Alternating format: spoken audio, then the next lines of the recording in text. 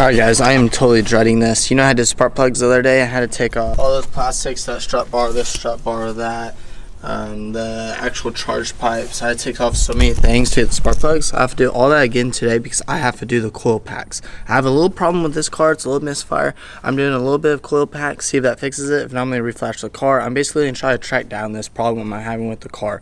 It's very oh so slight. It's not even worth capturing on camera. It's not a big deal. I just don't want it to become a big deal because it is there. And it's very random hit or miss when it happens. I have a clip on my phone. Here it is.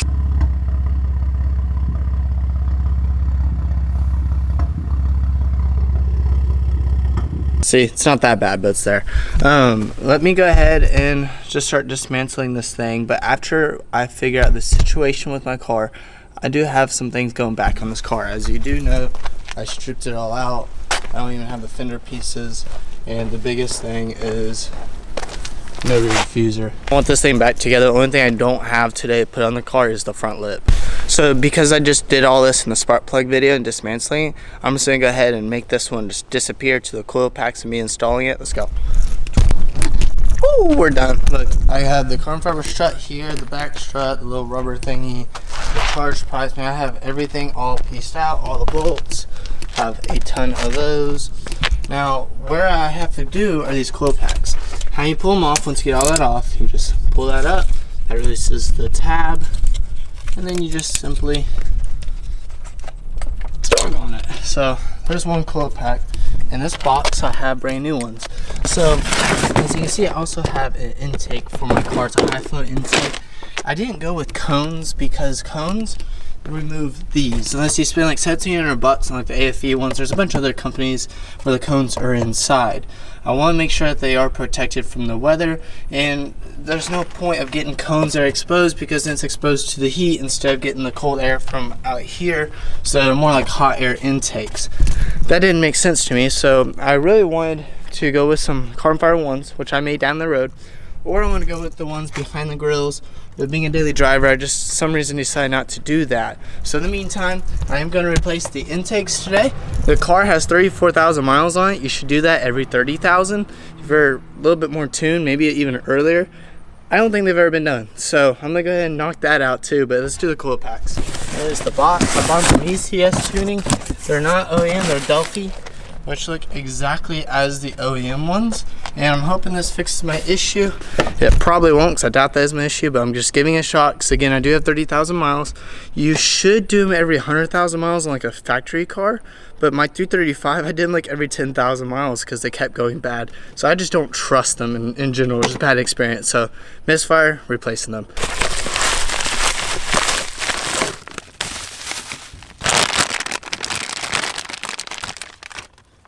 Again guys, this is the old one, this is the new one. See how they're like practically identical?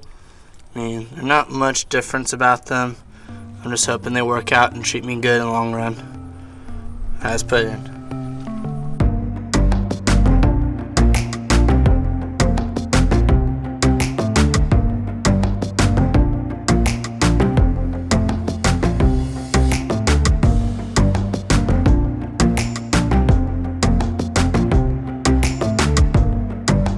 Now that those are done, we're gonna go ahead, while we have all the struts off, do the intakes. It looks like they're a little inverted torque, so I'm gonna grab those and figure out what size it is.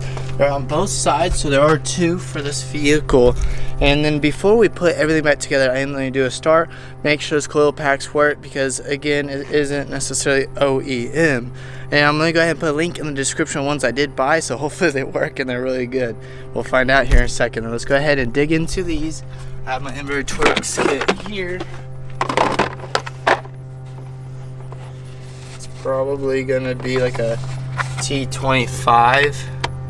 Nailed it. All right, let's go ahead and take those apart.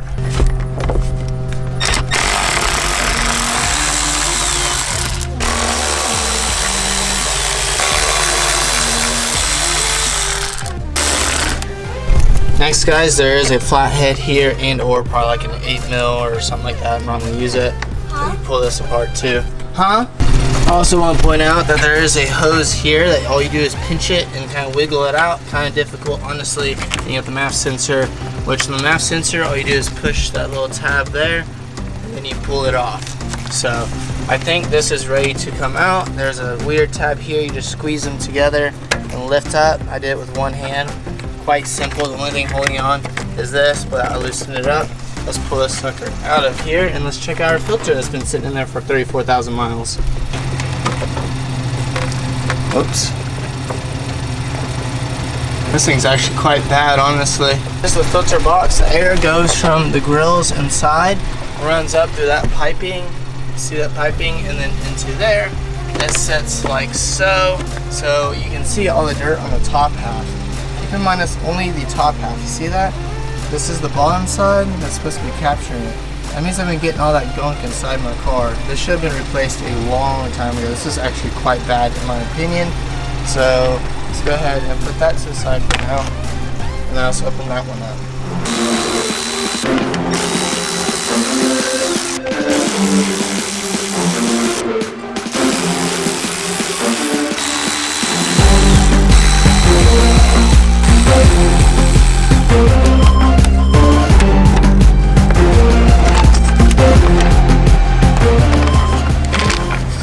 Again, this one looks pretty bad too. You see all that dirt? This is the top side. That should not be there. It's bleeding through. Honestly, I'm really thankful I'm replacing this now and not delaying it anymore. This is quite bad, and I'm kind of worried about all the stuff that's gotten in there in the past and all the buildup. So again, put this one to the side. My new ones are Canon. The only reason I want a Canon is because it's semi-affordable and it's a reputable brand. I trust them more than anyone else. I have read that they oil them too much, so I'm gonna grab a rag and we're gonna dampen and get all the oils off. Now, let me grab that rag real quick. Here's a rag. So we got, in the box, we got the 2 new filters, high flow filters, new HVAC air filter, blah, blah, blah. You got a sticker, which I don't know what you're gonna do with that, but there is a sticker. Looks like maybe some Canon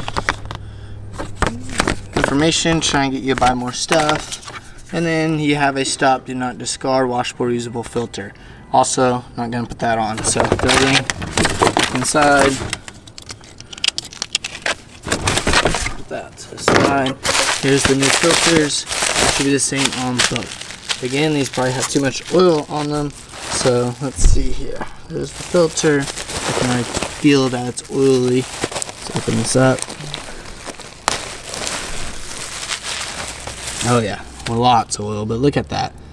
Filter looks so much better than what it had. I'm just going to take the rag and I'm simply just going to try to wipe off all the oils.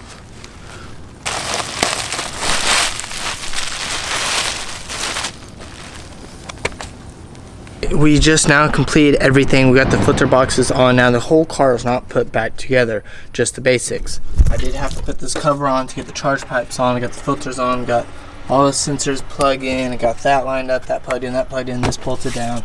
I'm pretty sure we're ready for a startup, so I guess let's do that. Now, if this still misfires, I'm probably gonna pull out the computer. I'm gonna flash the stock tune on this thing because I can't think of anything else that it could be. And if I still can't figure out, well, it's time for a shop. There's only so far I can go with my education. I don't have very many people here to help me, so we'll just go from there. But so far, so good. Honestly, so far, so good.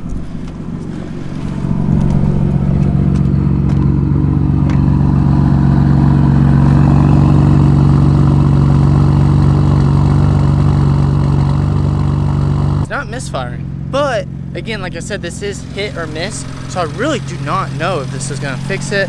I know as of right now though, that's good. So I'm gonna go ahead and put everything else back together. Cool guys, so now we got the whole thing back together. The next thing to do is go ahead and try to make this car look pretty again.